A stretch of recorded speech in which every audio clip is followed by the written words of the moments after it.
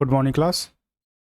हम लोग देख रहे थे भारतीय राष्ट्रीय आंदोलन और उसी क्रम में आज हमारी चौथी क्लास है जिसमें हम लोग आज जानेंगे मार्ले मिंटो सुधार के बारे में जो कि 1909 में हुआ था। ठीक, तो आइए आज जान लेते हैं सबसे पहले कि आज क्लास में हम लोग क्या क्या पढ़ने वाले हैं। ठीक, तो जो सबसे पहला टॉपिक हमारा होगा वो यही होगा मार्ले मिंटो सुधार, और उसके बाद हम लोग देखेंगे कि इस सुधार का मूल्यांकन क्या हुआ। ठीक है, क्या क्या चीज़ें इसमें आई और क्या क्या चीज़ें नहीं आ पाई, है ना। और फिर उसके बाद हम लोग देखेंगे अपना नेक्स्ट टॉपिक दिल्ली दरबार का आयोजन, ठीक, जो कि 1911 में हुआ था। और इसी के साथ थोड़ी सी एक संक्षिप्त जानकारी हम ले लेंगे कि कितनी बार दिल्ली दरबार का आयोजन किया गया था। जैसे 3 बार किया गया था, तो 1877 में, 1903 में और 1911 में। ठीक, और फिर उसके बाद हम लोग देखेंगे कि प्रथम विश्व युद्ध से पूर्व क्रांतिकारी गतिविधियां कौन कौन सी हुई थी, जिसमें भारत में और विदेशों में। तो भारत में विशेष रूप से बंगाल, महाराष्ट्र व पंजाब में। ठीक, और जब हम विदेशों की बात करेंगे तो उसमें जो है गदर आंदोलन है और कामागाटा मारू प्रकरण। ठीक, जब इतना सब कुछ पढ़ लेंगे फिर हम लोग जानेंगे कि कामागाटा मारू प्रकरण के बाद जो हिंसक घटनाएं हमारे देश में हुई थी उन सब के बारे में। और फिर उसके बाद हम लोग देखेंगे कि इस आंदोलन को अंग्रेज़ों ने किस प्रकार इसका दमन किया था। और इसके बाद फिर जानेंगे गदर आंदोलन का मूल्यांकन। जब इतना सब कुछ हो जाएगा फिर हम जानेंगे प्रथम विश्व युद्ध के दौरान क्रांतिकारी गतिविधियां, जिसमें होम रूल लीग और कांग्रेस का लखनऊ समझौता, है ना। आइए सबसे पहले जानते हैं मार्ले मिंटो सुधार के बारे में। ठीक है, बेसिकली ये जो है मुसलमानों द्वारा अपना एक पृथक निर्वाचन प्रणाली की व्यवस्था करने के लिए एक सुधार की बात कही गई थी। ठीक है, तो आइए देखते हैं उसमें क्या क्या बातें हैं। जो सबसे पहली बात है वो यही है कि मार्ले मिंटो सुधार की जो पृष्ठभूमि है, सबसे पहले हम उसको जानते हैं। ठीक, इसमें जो सबसे पहला पॉइंट है वो है अक्टूबर 1906 में आगा खां के नेतृत्व में एक मुस्लिम प्रतिनिधिमंडल, जिसको शिमला प्रतिनिधिमंडल भी कहा जाता है, वायसराय लॉर्ड मिंटो से मिला तथा मांग की कि मुसलमानों के लिए पृथक निर्वाचन प्रणाली की व्यवस्था की जाए तथा मुसलमानों को उनकी जनसंख्या के अनुपात में प्रतिनिधित्व दिया जाए। ठीक है, ये पहली बात हो गई। दूसरी बात वो ये कहता है कि, और वो तर्क देते हैं कि उनकी साम्राज्य की सेवा के लिए उन्हें पृथक सामुदायिक प्रतिनिधित्व दिया जाए। ठीक, चलिए अब इसी क्रम में जो है 30 दिसंबर 1906 को ढाका में नवाब सलीमुल्लाह तथा मोहसिन उल मुल्क के नेतृत्व में मुस्लिम लीग की स्थापना हो जाती है। ठीक, ये तो बात हो गई मुस्लिम लीग की स्थापना की। ठीक है, उसके बाद लॉर्ड मिंटो से मिलने वाला यह प्रतिनिधिमंडल शीघ्र ही मुस्लिम लीग में सम्मिलित हो जाता है। और पांचवी बात है कि मुस्लिम लीग ने मुसलमानों को साम्राज्य के प्रति निष्ठा प्रकट करने की शिक्षा दी तथा मुस्लिम बुद्धिजीवियों को कांग्रेस से पृथक रखने का प्रयास किया। ठीक, ये बात है।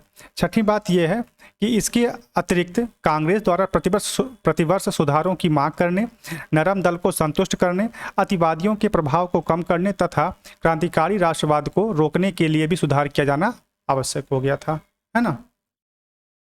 सातवीं बात ये कि अन्य ब्रिटिश उपनिवेशों के समान स्वशासन की कांग्रेस की मांग को ब्रिटिश शासन के सम्मुख रखने के लिए गोपाल कृष्ण गोखले भी जॉन मार्ले, जो कि उस समय भारत के सचिव थे, से मिलने इंग्लैंड चले गए। ठीक, और आठवीं बात यह है कि गवर्नर जनरल की कार्यकारिणी में एक भारतीय सदस्य को नियुक्त करने की व्यवस्था की गई। यह सवाल कई बार पूछा गया है ना। और इसमें जो सबसे पहले भारतीय सदस्य हमारे होते हैं उनका नाम है सत्येंद्र सिन्हा। ठीक, ये सवाल कई बार पूछा गया है। तो जो मार्ले मिंटो सुधार था उसमें बेसिकली यही बात कही गई थी कि मुस्लिम ये चाहते थे कि हमारा जो निर्वाचन हो वो एक अलग तरीके से एक व्यवस्था उसके लिए होनी चाहिए, है ना। आइए आप जानते हैं कि इसका जो सुधार हुआ था उसका जो मूल्यांकन किस प्रकार से किया गया, है ना, कि क्या क्या बातें उसमें आई, क्या क्या बातें नहीं हो पाई। तो उस समय की जो सरकार थी वो मुस्लिमों को खुश करने के लिए कुछ बातें तो उनकी मान ली और कुछ बातें जो है नहीं मान पाई थी। तो जो सबसे पहली बात है सुधार में, जो सुधारों का मूल्यांकन है उसमें, कि 1909 के सुधारों से भारतीय राजनीतिक प्रश्न का ना कोई हल हो सकता था और ना ही इससे वह निकला, बल्कि अप्रत्यक्ष चुनाव, सीमित मताधिकार तथा विधान परिषद की सीमित शक्तियों ने प्रतिनिधि सरकार को मिश्रण सा बना दिया। मतलब जो अप्रत्यक्ष चुनाव था और जो सीमित मताधिकार का प्रावधान किया गया, इससे क्या हुआ कि जो सरकार थी वो क्या हो गई, एक मिश्रण जैसी बन गई। मतलब कुछ भी इसमें स्पष्ट नहीं था कि किसको कितना अधिकार दिया जा रहा और किस प्रकार से चुनाव किया जाएगा, है ना। दूसरी बात ये कि वास्तव में 1909 के सुधारों का जो मुख्य उद्देश्य था, अंग्रेज क्या चाहते थे उसकी बात हो रही है कि इसका जो उद्देश्य था वो उदारवादियों को दिग्भ्रमित करके राष्ट्रवादी दल में फूट डालना तथा सांप्रदायिक निर्वाचन प्रणाली को अपनाकर राष्ट्रीय एकता को विनष्ट करना था। ठीक। तीसरी बात यह है कि सरकार इन सुधारों द्वारा नरमपंथियों एवं मुसलमानों को लालच देकर के राष्ट्रवाद के उफान को रोकना चाहती थी। ठीक है। असल में सरकार ये चाहती थी कि हिंदू और मुस्लिम दोनों लोग क्या हो जाएं, अलग हो जाएं, और जब वो अलग हो जाएंगे तब उसके बाद हमको शासन करने में यहाँ थोड़ी सुविधा हो जाएगी। ठीक। जो चौथी बात है ये थोड़ा सा ज़्यादा इंपॉर्टेंट, इसको एक बार देखिए कि यद्यपि इस अधिनियम द्वारा चुनाव प्रणाली के सिद्धांत को भारत में पहली बार मान्यता मिली, है ना, गवर्नर जनरल की कार्यकारी परिषद में पहली बार भारतीयों को प्रतिनिधित्व मिला तथा केंद्रीय एवं प्रांतीय विधान परिषदों के सदस्यों को कुछ सीमित अधिकार प्रदान किए गए, किंतु अधिनियम की औसत उपलब्धियां क्या रही, नगण्य रही। ठीक। अब देखिए यहाँ से सवाल बनता है कि पहली बार चुनाव प्रणाली कब भारत में लागू हुई, तो वह जो है मार्ले मिंटो सुधार के दौरान ही भारत में प्रविष्ट हुई। ठीक। उसके बाद गवर्नर जनरल की कार्यकारी परिषद में पहली बार भारतीयों को प्रतिनिधित्व मिला, ये कब मिला, मार्ले मिंटो सुधार के दौरान ही मिला। और ये दोनों सवाल जो है कई बार पूछे गए हैं। ठीक। आइए आगे देखते हैं कि 1909, पांचवा पॉइंट है, 1909 के सुधारों से जनता को केवल नाम मात्र सुधार ही प्राप्त हुए, वास्तविक रूप से कुछ नहीं हुआ। इससे प्रभाव तो मिला परंतु शक्ति नहीं मिली। शासन का उत्तरदायित्व तो अन्य वर्ग को और शक्ति अन्य वर्ग को सौंप दी गई। ठीक। ऐसी स्थिति पैदा हो गई कि विधानमंडल तथा कार्यकारिणी के बीच कड़वाहट बढ़ गई तथा भारतीयों और सरकार के मध्य संबंध जो है और बदतर हो गए। ठीक है। क्योंकि उन्होंने जो कुछ भी किया वो बिल्कुल अस्पष्ट था, ना तो कितने अधिकार दिए जा रहे हैं, कौन कौन इसमें शामिल हो रहा, कुछ भी स्पष्ट रूप से इसमें नहीं कहा गया। इस नाते जो है सरकार के और भारतीयों के जो संबंध थे वो क्या हो गए, और खराब हो गए। ठीक। छठी बात यह है कि केंद्रीय एवं प्रांतीय विधान परिषदों में निर्वाचित सदस्यों की संख्या में तो वृद्धि हुई, ठीक है, साथ ही उनके अधिकारों में भी वृद्धि की गई। सदस्यों को आर्थिक प्रस्तावों पर बहस करने, उनके विषयों में संशोधन प्रस्ताव रखने, कुछ विषयों पर मतदान करने, प्रश्न पूछने, साधारण प्रश्नों पर बहस करने तथा सार्वजनिक हित के प्रस्तावों को प्रस्तुत करने का अधिकार दिया गया। लेकिन ये सब बिल्कुल सीमित मात्रा में है। ठीक है। उनको खुल करके बोलने का मौका नहीं दिया गया था। लेकिन हाँ, एक प्रस्ताव बनाया गया कि हाँ आप इस पे जो संशोधन प्रस्ताव रख सकते हैं। ठीक है। कुछ विषयों पर आप मतदान भी कर सकते हैं, मगर कुछ ही विषयों पर, पूर्ण रूप से नहीं। और सातवीं बात यह है कि गवर्नर जनरल की कार्यकारिणी में एक भारतीय सदस्य को नियुक्त करने की भी व्यवस्था बनाई गई। ये सबसे इंपॉर्टेंट है। ठीक। इसके साथ आठवीं बात यह है कि विधान परिषद के सदस्यों के उत्तरदायित्वों को स्पष्ट रूप से परिभाषित न करने के कारण अनेक भ्रांतियां उत्पन्न हो गई। निर्वाचन पद्धति बहुत ज़्यादा अस्पष्ट थी। ठीक। ये बात बहुत इंपॉर्टेंट वाली है कि इसकी जो निर्वाचन पद्धति थी वो क्या थी, अस्पष्ट थी। ठीक। नौवीं बात यह कि इन सुधारों के संबंध में महात्मा गांधी जी ने एक बात कहा था कि मार्ले मिंटो सुधारों ने हमारा सर्वनाश कर दिया। ये सवाल पूछा गया है कि मार्ले मिंटो सुधारों ने हमारा सर्वनाश कर दिया, यह सेंटेंस किसने कहा है, तो महात्मा गांधी जी ने कहा है। और 10वीं बात यह है कि मुसलमानों हेतु पृथक निर्वाचन प्रणाली प्रारंभ करना कालांतर में राष्ट्रीय एकता के लिए अत्यंत घातक सिद्ध हुआ। ठीक। इस प्रकार से हमने दो बातें जानी। एक तो जाना कि जो मुसलमानों का जो पृथक निर्वाचन वाली बात, जिसके लिए शिमला प्रतिनिधिमंडल मार्ले मिंटो से मिला था और उसके लिए आगे काम हुआ। दूसरा हमने देखा कि मार्ले मिंटो सुधार का मूल्यांकन किस प्रकार किया जाता है। ठीक। अब इस क्रम में जो नेक्स्ट हमारा टॉपिक है वो है दिल्ली दरबार का आयोजन, जो कि होता है कब, 1911 में, है ना। चलिए इसमें हम दो बात जानेंगे। सबसे पहले तो ये देखेंगे कि 1911 वाली बात, उसके बाद जो दिल्ली दरबार 3 बार हुए थे उनके बारे में भी आगे हम जानने का प्रयास करेंगे। तो जो सबसे पहला है, जहाँ से सवाल कई बार पूछा गया है, वो यही है कि 12 दिसंबर 1911 को दिल्ली में इंग्लैंड के सम्राट जॉर्ज पंचम और महारानी मैरी के स्वागत में दिल्ली दरबार का आयोजन किया गया। ठीक।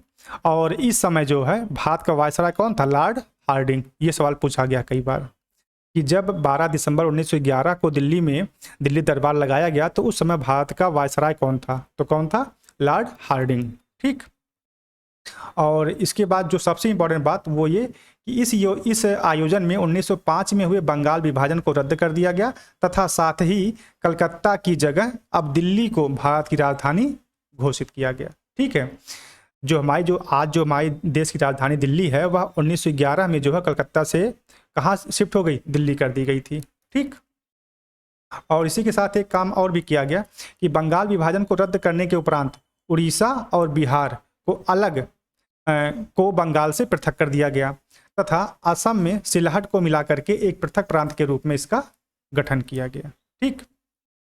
ये तो बात हुई आपके दिल्ली दरबार के आयोजन 1911 में। अब थोड़ा सा इसका हम बैकग्राउंड जान लेते हैं कि आखिर कितने बार दिल्ली दरबार का आयोजन किया गया था।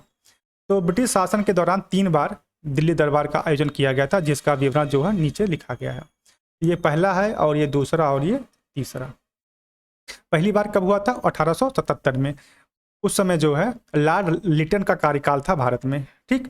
तो लॉर्ड लिटन के कार्यकाल में सन 1877 में प्रथम दिल्ली दरबार का आयोजन किया गया। इसमें इंग्लैंड की महारानी विक्टोरिया को भारत की साम्राज्ञी घोषित करने के साथ ही उन्हें केसरे हिंद की उपाधि दी गई। यह भी सवाल पूछा गया है कि महारानी विक्टोरिया को भारत की साम्राज्ञी कब घोषित किया गया? तो कब किया गया? पहले दिल्ली दरबार में 1877 में। और इसी के साथ साथ उन्हें केसरे हिंद की भी उपाधि दे दी गई।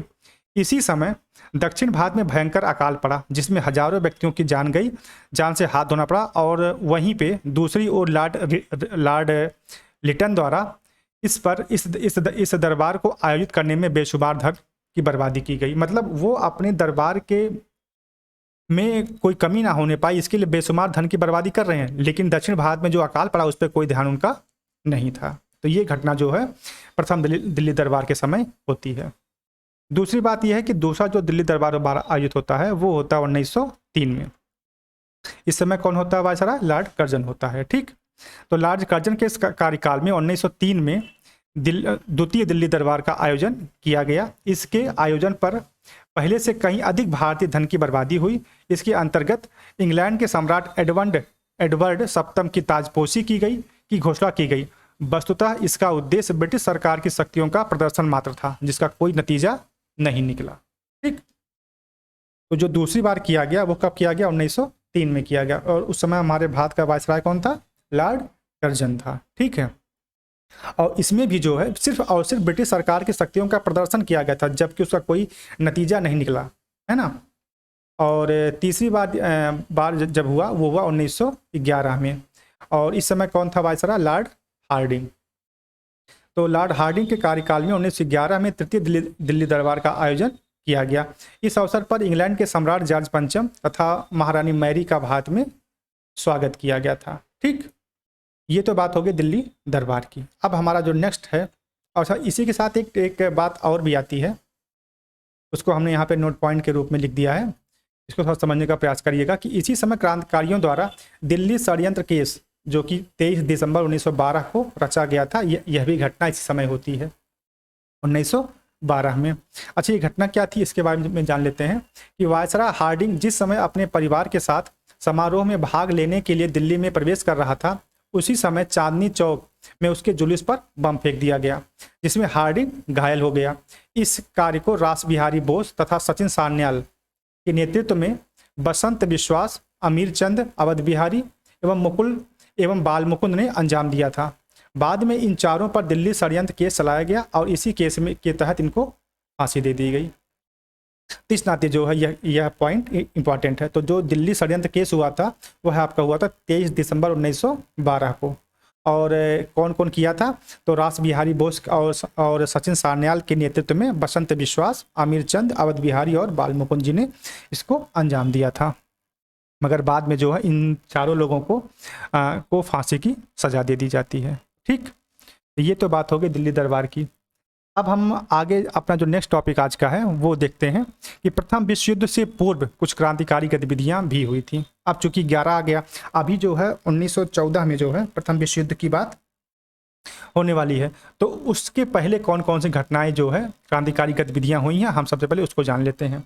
इसमें जो सबसे पहली बात है वो है कि भारत में कौन कौन सी गतिविधियां हुई और विदेशों में कौन कौन सी हुई। लेकिन उससे भी पहले हम ये जानने का प्रयास करेंगे कि आखिर इन गतिविधियों के होने के या उदय होने के रीजन क्या क्या रहे। ठीक, तो जो सबसे पहली बात है वो यही है कि उदारवादियों की असफलता के पश्चात, जो हमारे उदारवादी नेता थे उनकी असफलता के पश्चात युवा राष्ट्रवादियों का मोह भंग होना तथा आंदोलन के नेताओं का युवा शक्ति एवं ऊर्जा के सही प्रयोग में असफल रहना। ठीक है, क्रांतिकारी गतिविधियों का जो उदय हुआ वो इसी नाते हुआ क्योंकि उदारवादी जो नीतियां थी वो क्या रही, वो सही से चल नहीं पाई, है ना। या हम यह भी कह सकते हैं कि उनकी बात नहीं मानी गई है, उनका कोई नतीजा नहीं निकला। ठीक, तो इस नाते जो है क्रांतिकारी रुख अपनाया गया। दूसरी बात ये कि सरकार की दमनकारी नीतियों के कारण शांतिपूर्ण आंदोलन की संभावना का समाप्त हो जाना।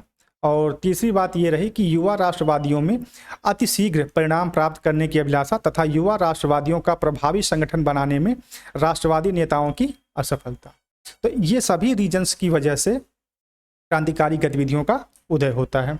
अच्छा, अभी इसमें जो है लोग करते क्या क्या हैं, है ना, कि इसके दौरान जो है क्या क्या कार्य किए गए।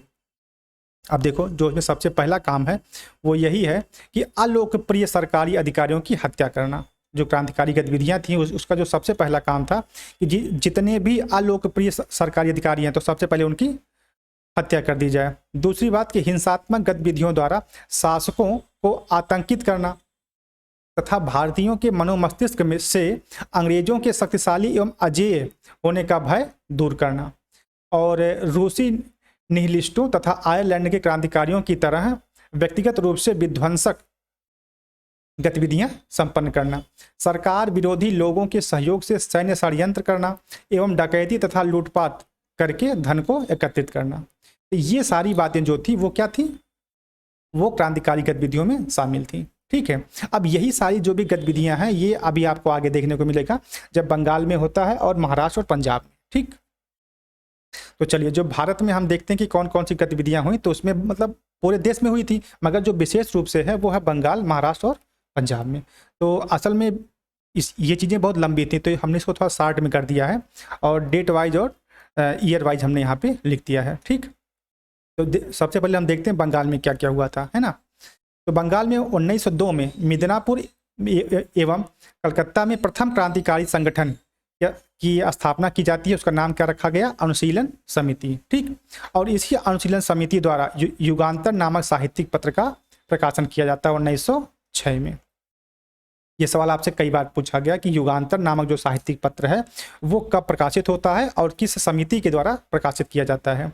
तो 1906 में प्रकाशित होता है और अनुशीलन समिति के माध्यम से प्रकाशित होता है। ठीक, इसी के साथ एक और पत्र है, उसका नाम है संध्या। ठीक है, वह भी जो है एक समाचार पत्र है, उसका प्रकाशन हुआ जो कि 1905 से लेकर 1906 तक क्रांतिकारी गतिविधियों का समर्थन एवं प्रचार करने वाले अनेक समाचार पत्रों का प्रकाशन प्रारंभ हुआ, जिसमें संध्या सबसे प्रमुख है समाचार पत्र रहा। ठीक, ये हो गई बात। 1907 में युगांतर समूह के सदस्यों द्वारा पूर्वी बंगाल के अलोकप्रिय लेफ्टिनेंट गवर्नर फुलर, जो कि अगस्त 1906 तक पूर्वी बंगाल और असम के लेफ्टिनेंट गवर्नर रहे, की हत्या का असफल प्रयास किया गया। उसके बाद नेक्स्ट आपका है 1908। तो 1908 में जो है खुदीराम बोस और प्रफुल्ल चाकी द्वारा बिहार के मुजफ्फरपुर जिले के न्यायाधीश श्री किंग्सफोर्ड की हत्या का प्रयास किया गया। अरविंद घोष, बरिंद्र कुमार घोष एवं अन्य पर अलीपुर षड्यंत्र केस का अभियोग भी चलाया गया। इसके बाद नेक्स्ट आपका है 1908 में कि पुलिन दास के नेतृत्व में ढाका अनुशीलन समिति के सदस्यों द्वारा 12 में डकैती की जाती है।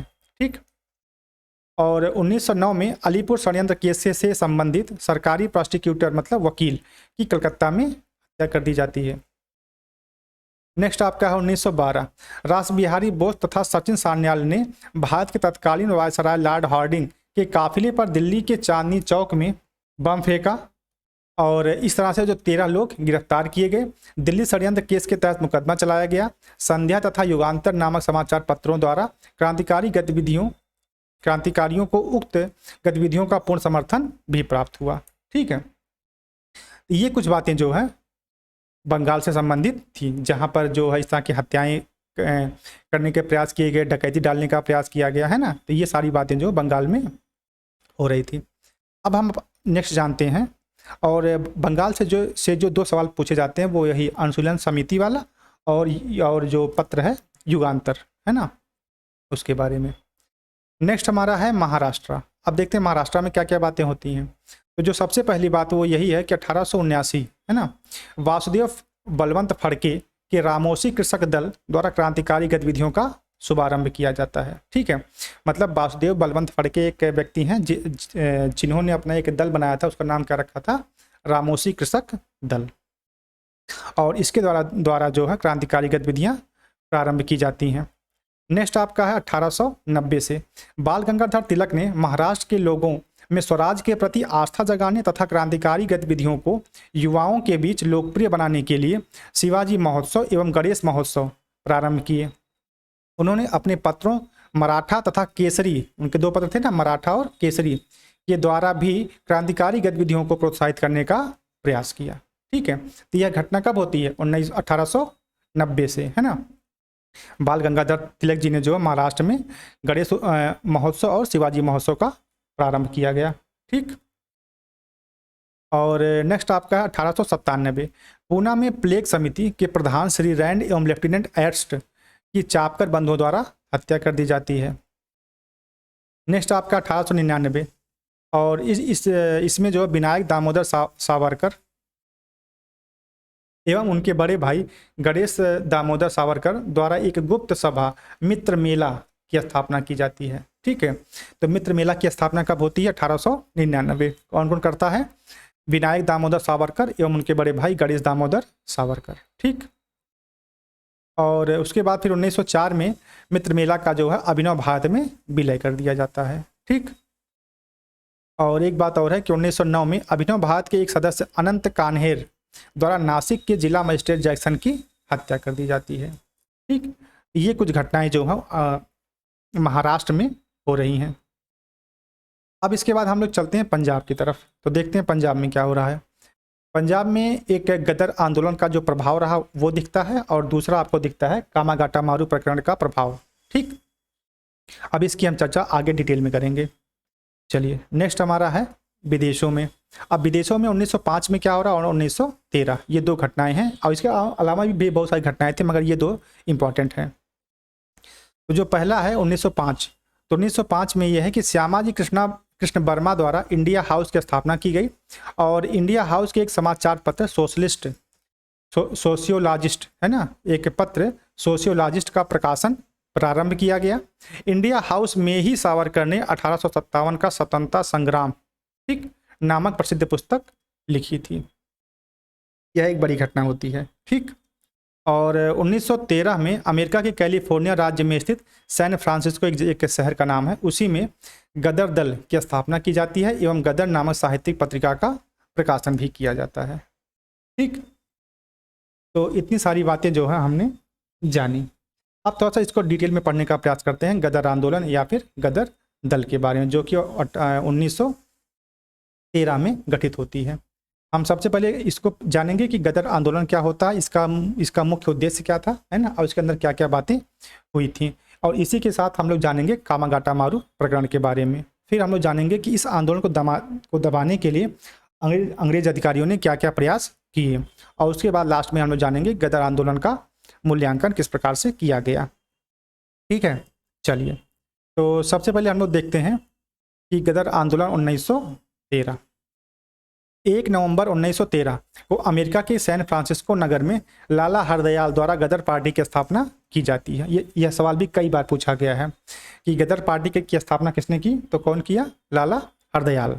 और कब किया, 1 नवंबर 1913 को। कहाँ पे, अमेरिका का एक राज्य है, उसका नाम है कैलिफोर्निया, और उसी में एक शहर है, उसका नाम है सैन फ्रांसिस्को। ठीक, चलो, दूसरी बात यह है कि इस पार्टी के अन्य प्रमुख नेता रामचंद्र बैतुल्लाह, रामदासपुरी, मोहन सिंह भाकना, करतार सिंह सराबा, भाई परमानंद और भगवान सिंह आदि थे। ठीक है, इस पार्टी के जो अन्य प्रमुख नेता थे उन सब के नाम ये हैं, है ना।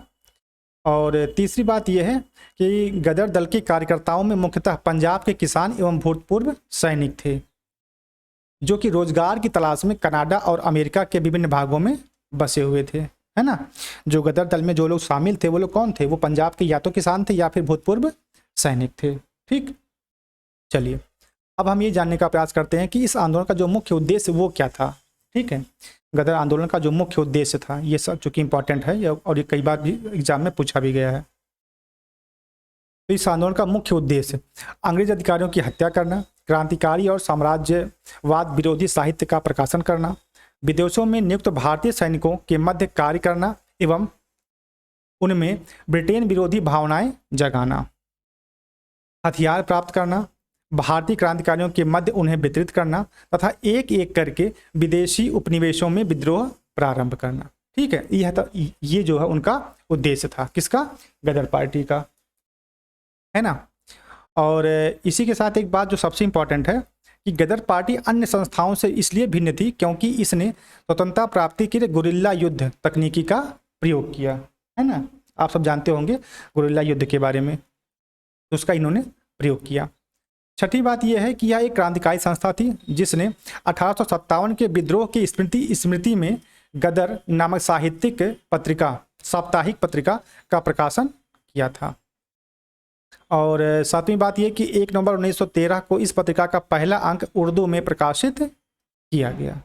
ठीक, और आठवीं बात यह है कि जैसे ही इस आंदोलन की गतिविधियां प्रारंभ हुई, 2 अन्य घटनाओं ने इसमें उत्प्रेरक की भूमिका जो है निभाई थी। और वो घटनाएं कौन कौन सी थी? पहला तो यही था कि कामागाटा मारू प्रकरण का प्रारंभ होना और जो है साथ में प्रथम विश्व युद्ध का प्रारंभ होना। तो ये 2 घटनाएं जो हैं इस गदर आंदोलन के लिए उत्प्रेरक का काम करती हैं। ठीक, चलिए अब नेक्स्ट हम जानते हैं कामागाटा मारू प्रकरण, जो कि 1914 में हुआ था। ये क्या था? बेसिकली ये एक जहाज का नाम है, कामागाटा मारू। ठीक है, यह जो एक जापानी जहाज है उसकी घटना है, इसके बारे में आए थोड़ा जानते हैं, है ना। और इस घटना का राष्ट्रीय आंदोलन की प्रक्रिया में महत्वपूर्ण स्थान है क्योंकि इस कांड ने पंजाब में एक विस्फोटक स्थिति उत्पन्न कर दी थी। चलो अब जानते हैं मुख्य घटना क्या रही।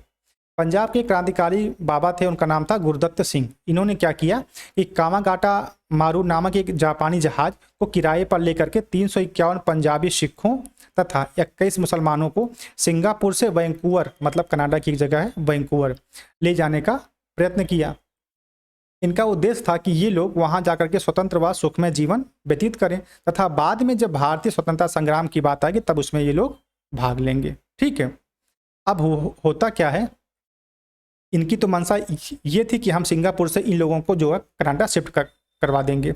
लेकिन जैसे ही इनका जहाज कनाडा पहुंचता है उस समय क्या होता है, किंतु कनाडा सरकार ने इन यात्रियों को बंदरगाह पर उतरने की अनुमति नहीं दी और मजबूरन यह जहाज 27 अगस्त 1914 को पुनः कलकत्ता बंदरगाह पे लौट आता है। ठीक, गुरदत्त सिंह जी क्या करते हैं कि कामागाटा मारू नामक एक जापानी जहाज जो किराए पर लेकर के सिंगापुर से वैंकूवर के लिए और 351 यात्रियों को लेकर के रवाना होते हैं और वो चाहते हैं कि कनाडा में लोगों को हम शिफ्ट कर देंगे और जब हमारे भारतीय स्वतंत्रता की बात आएगी तब इसमें ये लोग भाग ले लेंगे।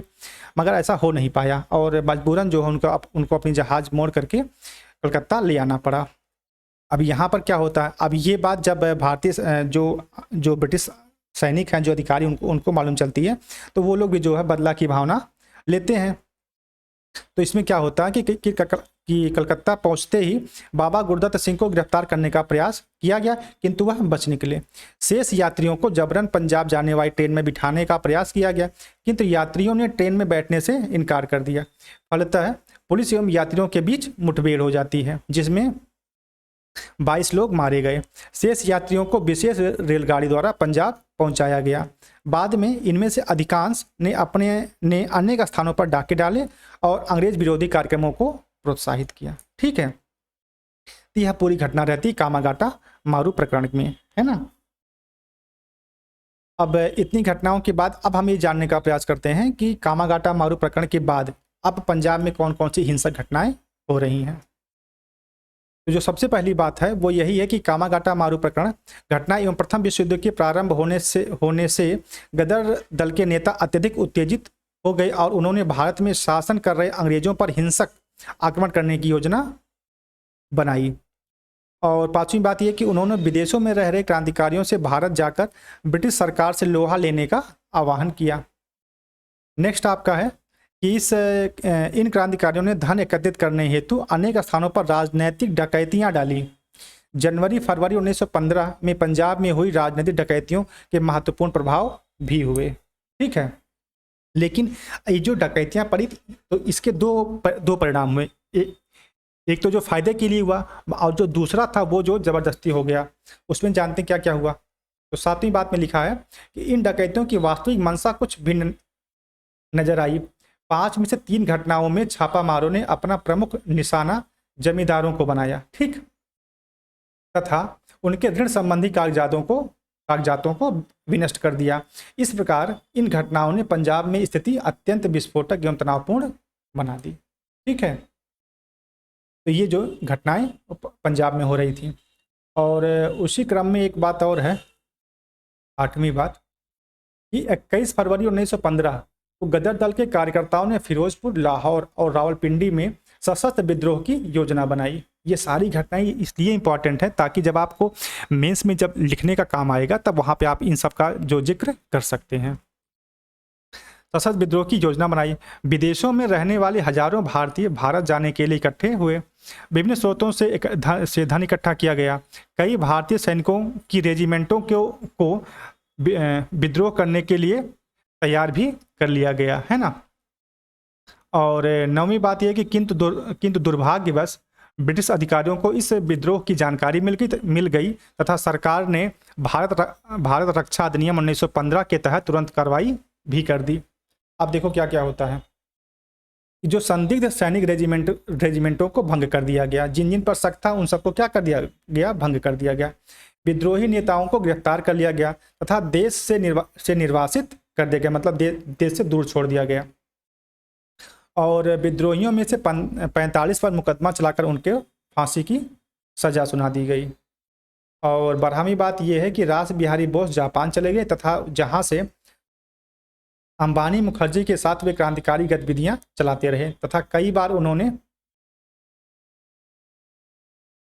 भारत में हथियार भेजने का भी प्रयास किया तथा सचिन सान्याल को देश से निर्वासित कर दिया गया। तो ये सारी घटनाएं जो है कामागाटा मारू प्रकरण के बाद पंजाब में देखने को मिल रही थी, है ना।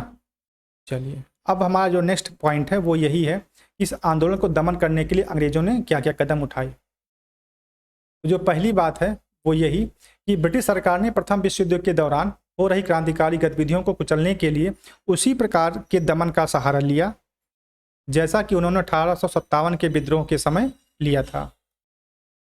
और दूसरी बात यह कि सरकार पहले ही क्रांतिकारियों एवं राष्ट्रवादियों को कुचलने के लिए अनेक कानून बना चुकी थी।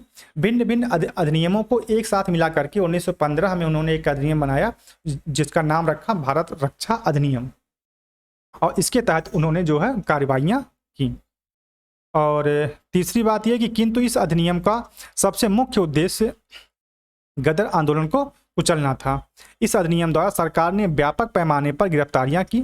विशेष रूप से गठित आंदोलनों ने सैकड़ों लोगों को फांसी की सजा तथा विद्रोही सैनिकों को सैन्य न्यायालयों द्वारा कड़ी सजाएं दी गई। ठीक। और चौथी बात यह कि पंजाब जो कि गदर आंदोलन का गढ़ समझा जाता था, यहाँ अनेक लोगों का दमन किया गया। सरकार ने अपने कुचक्र में बंगाली उग्रवादियों को भी कड़ी सजाएं दी, है ना। पंजाब के साथ साथ बंगाल को भी जो यातनाएं सहनी पड़ी। चलिए, तो ये जो सारी बातें हो गई जो हैं गदर आंदोलन की। अब हम ये इसको जान लेते हैं गदर आंदोलन का जो मूल्यांकन किया गया था, है ना, कि मतलब इसमें क्या क्या बातें सही हुई और क्या क्या बातें छूट गई या हमें क्या कहाँ पे असफलता मिली। तो जो सबसे पहली बात है वो यही है कि गदर आंदोलन अपने उद्देश्यों के कार्यान्वयन हेतु हथियार, धन, प्रशिक्षण एवं समयानुकूल योग्य नेतृत्व की आवश्यकता थी, किंतु दुर्भाग्यवश इसमें सभी आवश्यकताएं पूर्ण ना हो सकी। ठीक। दूसरा पॉइंट ये है कि गदर दल के समर्थकों को आभास नहीं था कि प्रथम विश्व युद्ध इतने शीघ्र प्रारंभ हो जाएगा। प्रथम विश्व युद्ध प्रारंभ होते ही गदर आंदोलनकारियों ने अपनी शक्ति और संगठन का आकलन किए बिना ब्रिटिश शासन के विरुद्ध सशस्त्र विद्रोह प्रारंभ कर दिया। यह भी एक गलती हो गई। और तीसरी बात यह है कि गदर आंदोलन का अभियान मुख्यतः क्रुद्ध एवं असंतुष्ट प्रवासी भारतीयों पर ही निर्भर था। यह जो एक हमसे मिस्टेक हो गई, ठीक।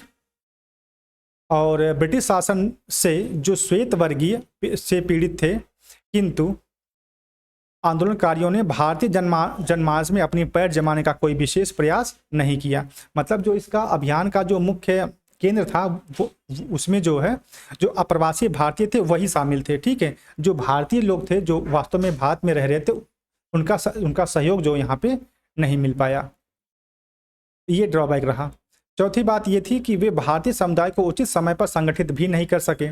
आंदोलनकारी विशालकाय ब्रिटिश शासन की वास्तविक शक्ति का आकलन नहीं लगा सके तथा इस मिथ्या अवधारणा को पाले रहे कि भारत में अंग्रेजों के विरुद्ध पूर्ण माहौल तैयार हो चुका है। यह जो है एक झूठ उनके साथ हमेशा से बना रहा तथा इसमें केवल चिंगारी लगाने की आवश्यकता है ना।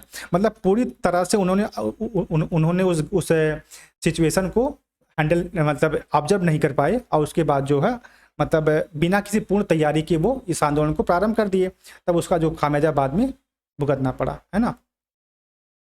और एक पॉइंट इसके साथ और है कि यद्यपि इन्होंने भारतीयों को सशस्त्र राष्ट्रवाद की शिक्षा तो दे दी कि मतलब राष्ट्रवाद हमारा होगा और वो भी कैसा होगा, शस्त्र के साथ, है ना, विनती या अनुनय विनय के साथ नहीं, किंतु उनका समयानुकूल प्रयोग नहीं सिखा सके। लाला हरदयाल विभिन्न विचारधाराओं के अच्छे सम्मिश्रक एवं प्रचारक थे, किंतु उनमें कुशल नेतृत्व एवं सांगठनिक सामर्थ्य का अभाव था, ठीक। उनके असमय अमेरिका छोड़ने से आंदोलन पर अत्यंत बुरा प्रभाव पड़ा और यह आंदोलन जो नेतृत्व विहीन हो गया और उनका संगठन भी बिखर गया, ठीक। तो ये जो कुछ ड्रॉबैक रहे हैं, लेकिन हाँ कुछ सकारात्मक पक्ष भी रहे इस आंदोलन के। वो क्या थे? वो यही थे कि यद्यपि गदर आंदोलन अपने उद्देश्यों की प्राप्ति में असफल रहा, किंतु उनकी महत्ता इस बात में है कि इसने क्रांतिकारी राष्ट्रवादियों को धर्मनिरपेक्षता की प्रेरणा दी और इस दल के समर्थकों में विभिन्न संप्रदायों के अनुयायी थे तथा सभी ने कंधे से कंधा मिला करके ब्रिटिश साम्राज्य से लोहा लिया, ठीक है। हालांकि उचित आकलन, दूरगामी रणनीति, सुदृढ़ संगठन एवं कुशल नेतृत्व के अभाव के कारण यह विफल हो गया, किंतु कई स्थानों पर इसने अंग्रेजों की जड़ें हिला दी थी। यह कुछ उसके पॉजिटिव इफेक्ट्स भी रहे हैं, ठीक है। अब जो हमारी नेक्स्ट क्लास होगी उसमें हम लोग जानेंगे प्रथम विश्व युद्ध के दौरान जो क्रांतिकारी गतिविधियां हुई थी, जैसे होम रूल लीग और लखनऊ कांग्रेस का लखनऊ समझौता, ठीक है। तो ठीक है दोस्त, फिर आज के लिए इतना ही रखते हैं, बाकी चीज़ें कल की क्लास में। धन्यवाद।